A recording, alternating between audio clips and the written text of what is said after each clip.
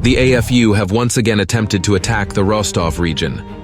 Russian air defense units successfully shot down enemy air targets over the region.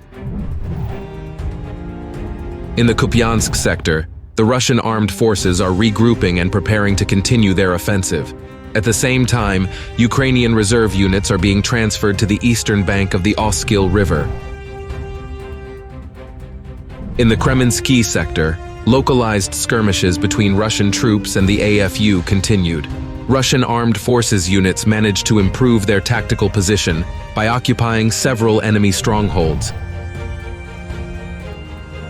In the Soledar direction, the situation near Klishchivka and Andriivka has stabilized.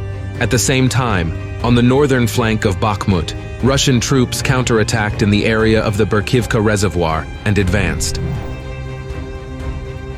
Russian troops have gained a foothold on a slag heap southwest of Krasnohorivka and are continuing their operation to block Avdiivka. The AFU's attacks east of Petrovsky, from the direction of Pervomayske and Tonenke, were thwarted.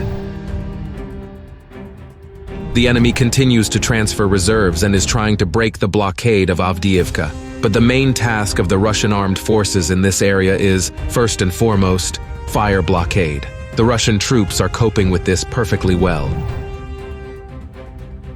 The AFU continue indiscriminate shelling of residential areas in the Donetsk agglomeration.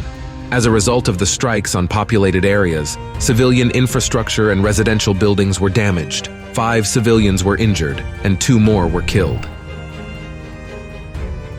In the Kherson direction, after the AFU made a breakthrough towards Krinky, Russian troops counterattacked and forced the enemy out of part of their positions. Active fighting is underway in the central part of the village, with Russian units mopping up the enemy's sabotage and reconnaissance groups. At the same time, the Ukrainian command continues to transfer units to the northeastern part of Oleksievsky Island. A separate enemy group is planning to make another push towards Pishchenivka and Pidstepny.